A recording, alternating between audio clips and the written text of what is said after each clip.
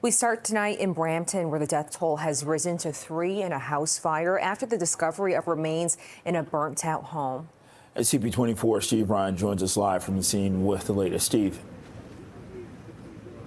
Yeah, McCurry and CJ, there were 3 people outstanding as a result of yesterday's fire that started at 2:30 in the morning. As a result, the Ontario Fire Marshal's office brought in heavy equipment yesterday, and because they were concerned about the integrity of the structure of the house, they started to take the house apart piece by piece, starting yesterday, and that continued into today. And they did it for a couple of reasons. Number one, they were looking for other viable evidence inside the home before the OFM were able to go into the home, because the structure was compromised, and it would be unsafe, of course, for investigators to enter that place until such time that they could maintain its structure. And they're also, while they were taking down pieces of the home, they had people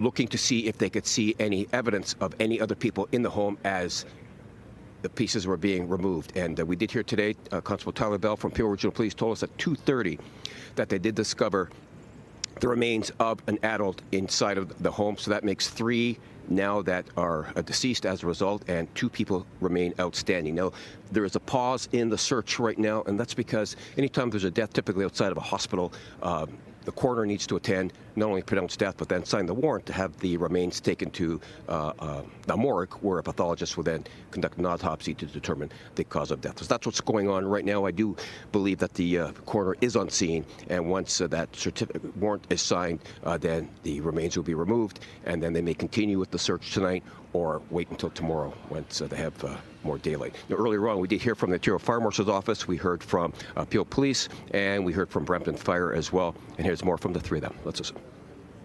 The speed of the demolition is never it's not how fast we can bring it down. It is how slowly, methodically, and carefully we can bring it down to ensure that we don't disrupt anything that is critical to the investigation.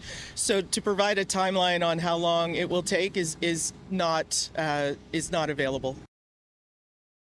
Of the 4 that were taken to hospital, we have an adult male whose condition since changed back to critical. This is not uncommon with fire-related injuries, and 3 that are stable. The young child, 5 years old, is doing well. The outcome of this particular incident is rather tragic. So obviously we're going to review all of the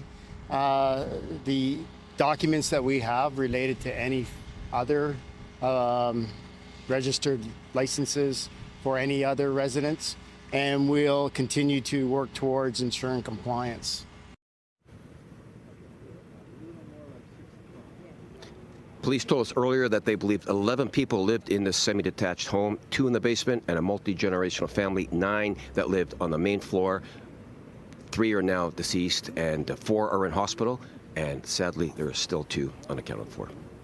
So back to you guys. Okay, live in Brampton, CP24, Steve Ryan. Well, American authorities are increasing the reward for a Canadian Olympic snowboarder who is accused of running a drug trafficking network. The U.S. Justice Department says $15 million.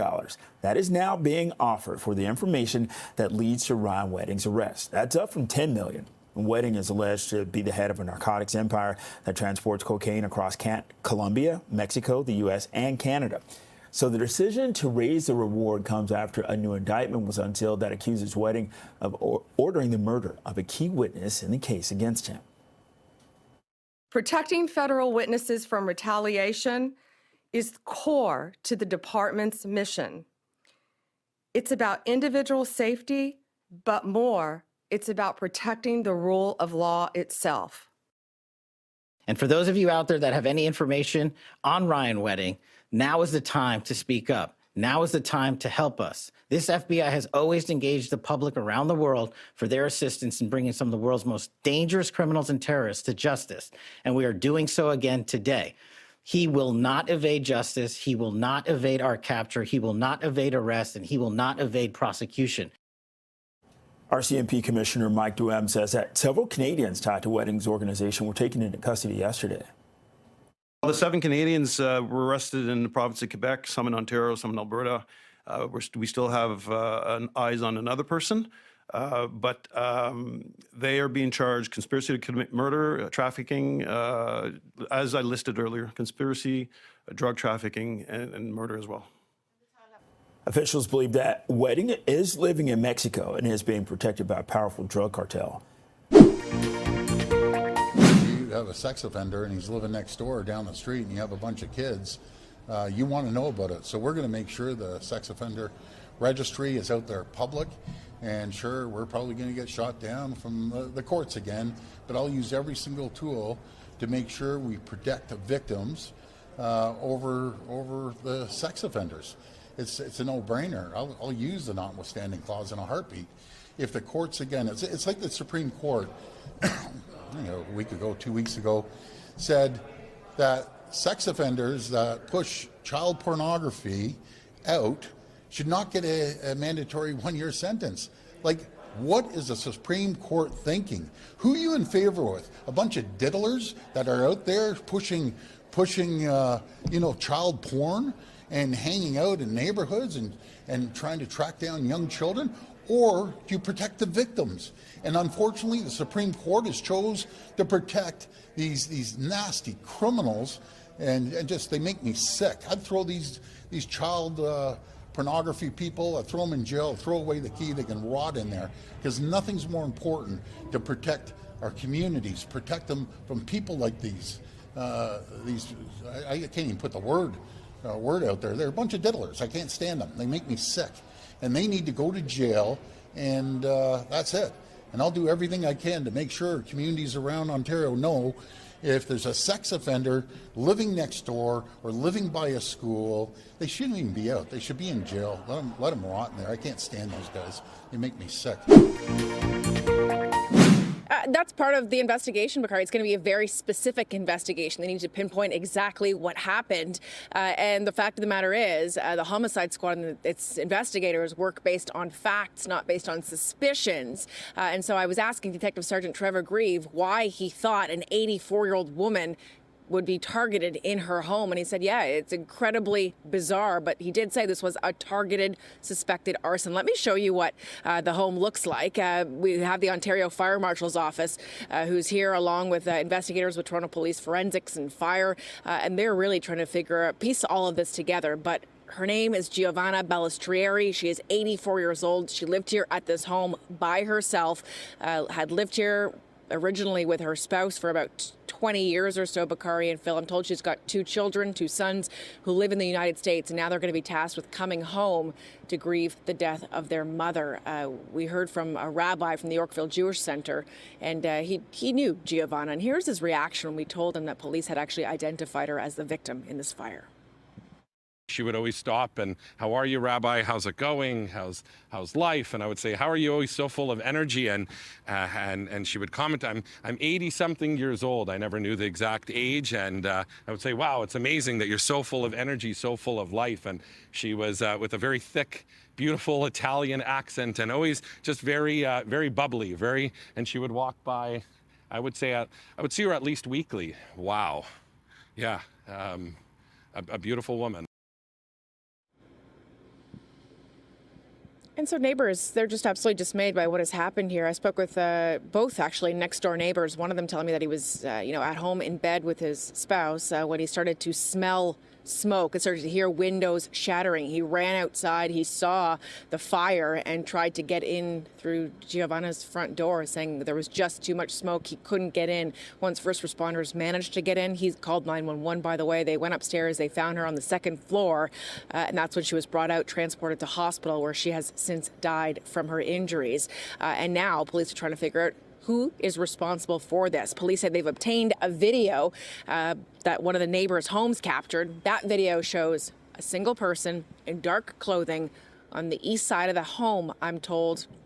A neighbor telling me the suspect wearing a mask and gloves on the side of the home, essentially igniting, according to police, this fire and then disappearing several minutes later. But here's what Detective Sergeant Trevor Grieve had to say when he spoke about just how horrific this is. If I'm going to be candid, this was a tragic and senseless act. In fact, cowardly and deplorable come to mind. This female was home alone, and from my own personal perspective, and my team's perspective that are currently investigating, we are going to do everything we can to find the individual who's responsible for that, and we are currently in that process. And Detective Sergeant Grieve does believe that Giovanna Balistrieri was killed because of the fire, that there was no other cause of death determined by the autopsy, which was conducted today. But he is vowing that his team will find the person responsible for this. They don't know what the motive yet is at this point. They wouldn't say if they had any reason to suspect that Balistrieri would have been targeted for anything. But he didn't say the fact that an 84-year-old woman was the target, whether herself or her property, is incredibly bizarre and strange and disheartening. And so he's urging anyone that might have information to come forward about this case. Back to you. Yeah, I'll be very interested to see, what comes out of this investigation. Beatrice Vaisman in the Annex, thanks so much. The Ford government, meantime, introducing legislation to prioritize Ontario-made goods and services in the procurement process. The Buy Ontario Act is in response to U.S. tariffs and is expected to be tabled at Queen's Park today. CTV News has learned it will mandate that Ontario-made goods and services come first, with Canadian-made second. This legislation would apply to all Ontario ministries, organizations, agencies, and the broader public sector. Municipalities, contractors, and subcontractors would also be covered. Breaking the rules could result in fines. Well, the TTC is beginning the process of renaming Dundas Station. A station will soon officially be known as TMU Station. The TTC says that over the next few weeks, riders will start to see signs change from Dundas to TMU. The TTC board approved renaming the station back in the spring and said that the university would be paying for it. It follows the renaming of Young Dundas Square to Sankofa Square after numerous studies of academic research found that the namesake, Henry Dundas, was involved in delaying the abolition of the transatlantic slave trade. A controversial piece of legislation that gives Ontario's education minister more power to take control of the province's school boards. It was approved at Queen's Park today. For the very latest, let's go live to CP24's Beatrice Vaisman. Beatrice.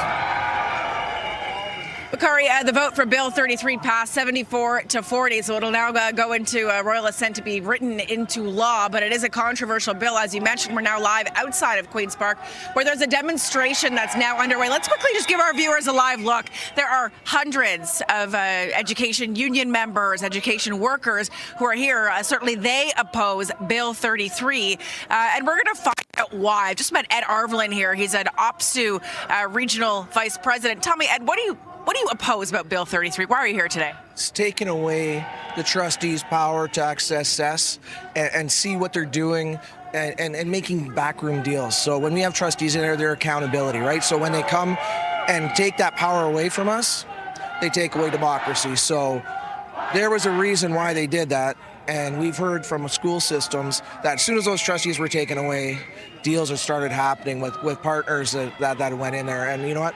We're standing against it. So we stand with education workers. We're standing with all of Labour today. We're down with the Ontario Federation of Labour. And we're coming up here with the NEP and anybody else that opposes these bills and the kingdom that Doug Ford is trying to create.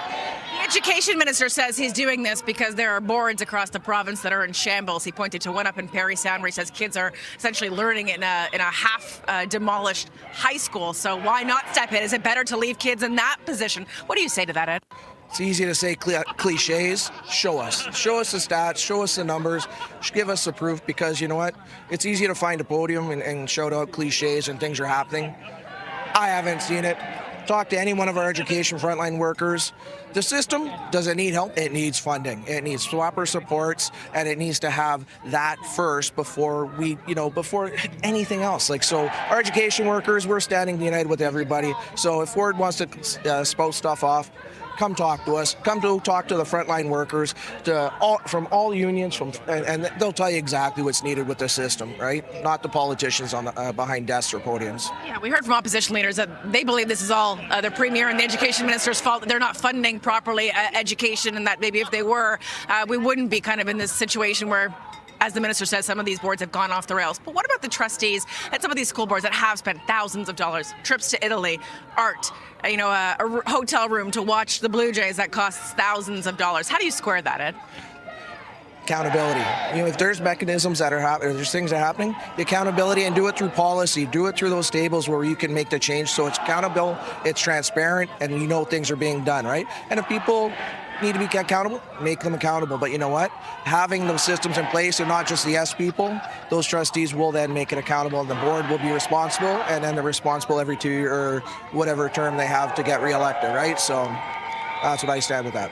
And Arvlin, thank you for your time. Appreciate it very much. Thank you. And let's again just show our viewers what's happening here. There's members of the NDP who are up here on the steps of Queen's Park, along with these education unions and a lot of these education workers who have come down descended on Queen's Park this afternoon. They obviously want this bill to be repealed, and that was echoed by Marit Stiles, the NDP leader as well. She said, "We will do everything we can to get Bill 33 repealed." And just listening to their chant right now, I'll stick my microphone up. Chant is here, Bakari, repeal 33. Though again, it has passed 74 to 40. And so now it's a matter of time until this bill be written into royal assent. Back to you. Okay, reporting live from Queen's Park, CP24's Beatrice Vaisman. Home sales across the country were also down last month. The Canadian Real Estate Association says the number of properties that changed hands in October was 4.3% lower compared with a year ago, and prices were also down. However, sales were up 0.9% on a month-over-month basis, marking the sixth increase in the past 7 months. The national average sale price of a home sold in October was about $690,000. A deadly shooting is under investigation in Brampton tonight. Police and paramedics were called to the shooting at Loafers Lake Lane and Conestoga Drive before 7:30. They say a man was shot and died at the scene. The suspect or suspects fled the area, but Peel police say this is an isolated incident. Anyone with information or video footage is being asked to contact Peel Police's Homicide Bureau. The process to become a lawyer could look a little bit different in Ontario. The Law Society here is considering ending using the bar exam, which in current form has been in place for about 20 years. The bar currently requires students to take 2 major open book tests, but the LSO says it's holding consultations to potentially switch to a skills-based prep course. The goal is to make sure that the assessment tool is rigorous but doesn't disadvantage any group unfairly. And Premier Ford is teasing more elements of his new crime bill, which is expected to be tabled later this month. Among provisions is making impaired drivers pay ongoing child support if they killed a child's parent or guardian. The government compares the measure to a 2023 Texas law that requires impaired drivers convicted of intoxication manslaughter to pay child support until a child turns 18 or graduates high school if their parent is killed. Now, according to the province, there were 182 deaths caused by impaired driving on Ontario roads in 2021. 96 involving alcohol and 86 due to drugs. Last year, the province introduced a lifetime license suspension for anyone convicted of impaired driving causing death under the criminal code. Well, a small memorial has been set up at the scene of a fatal crash in Mississauga, which killed 56-year-old Santosh Kumar Patra. Today, police announced the arrest of the suspect. CJ Liu is at the memorial at Eglinton Avenue West and Fallingbrook Drive with more. CJ. Good evening, Phil. There are a few flowers at this memorial. This is the area where 56-year-old Santosh Patra was struck while walking across the street on Friday. This is on Eglinton Avenue near Fallingbrook Drive. But it was Friday around 9 o'clock when police say he was walking home from work when he was hit by a vehicle. That vehicle did not stay, and it's been an all-hands-on-deck effort over the weekend, over this week, to search for the suspect. And today, police announced they have arrested the suspect in this fatal hit and run. They've now charged 46-year-old Romani Al-Hariri with failure to stop at the scene of an accident resulting in the death. And the victim we now know is 56-year-old Santosh Kumar Patra.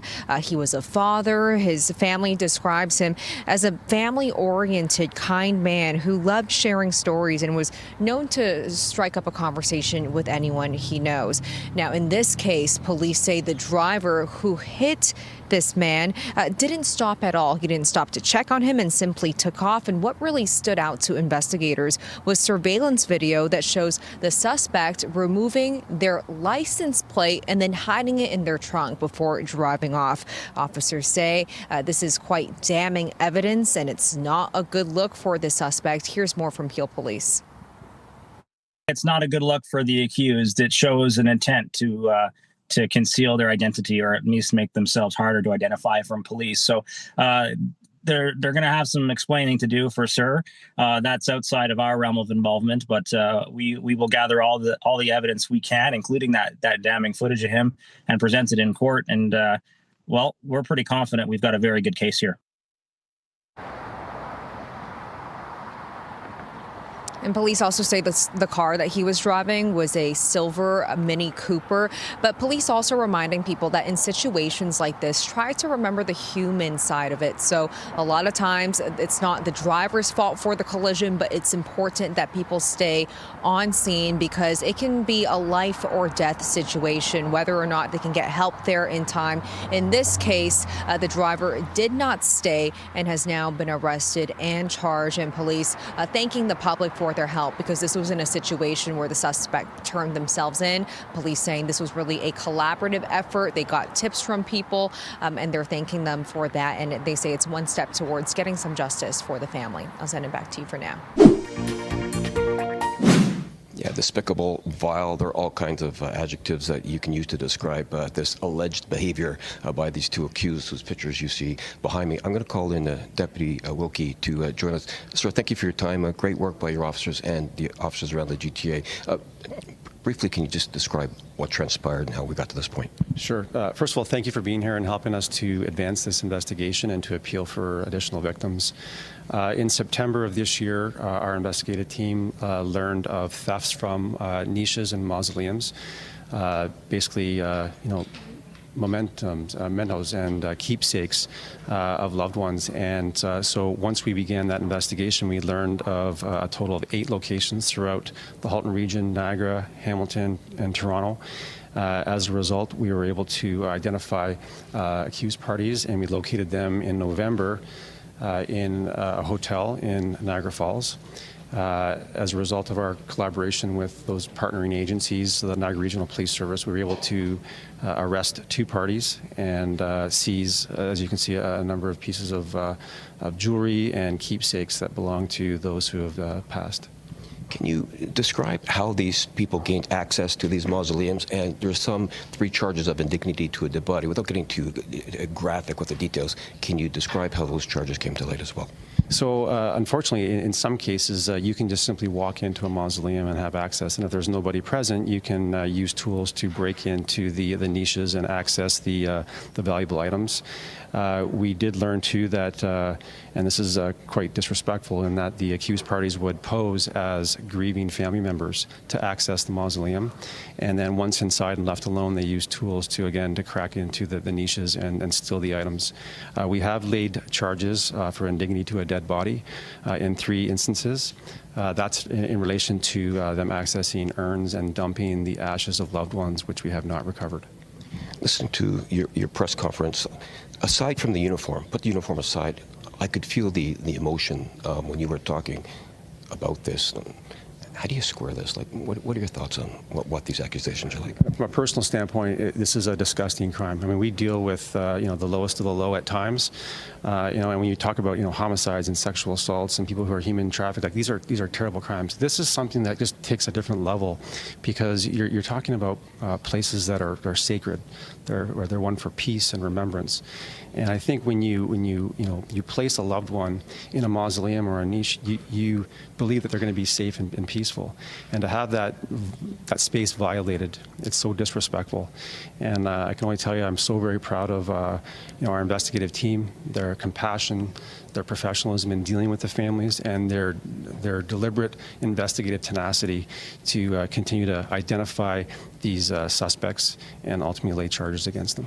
And lastly, if people want to contact Halton Police to see if, in fact, heaven forbid, some of their loved ones' property is here, who do they call? So it's interesting because a lot of the items that we've seized, we don't have a victim yet. So today is really an appeal for people to go and go to the niche or mausoleum to determine if they actually are a victim of these types of thefts. We do have a website that's been set up to connect with our investigative team. We are currently archiving and making sure that we document everything, and then we want to make sure that we connect loved ones with these very important pieces of their family member. I appreciate your time, sir. Thank you. Thank you very much. So, Andrew, it's hard to sum up what the deputy was saying there, but again, some very good police work, but this is the most vile of acts. Only allegations I get, but look at the property here that the police have seized, and 3 charges of indignity to a dead body. At 3 occasions, at least, the police believe that three different times urns were actually dumped. Heartbreaking, to say the least. So if you do suspect that your family member may have been involved in this, do give Halton Police a call, because they've got all this property here that they're looking to identify. I'll send it back to you. That's our crime analyst, Steve Ryan. And just very quickly, as he was saying, just in case, go to Halton's police website in case you could believe that your loved one's materials could have been taken.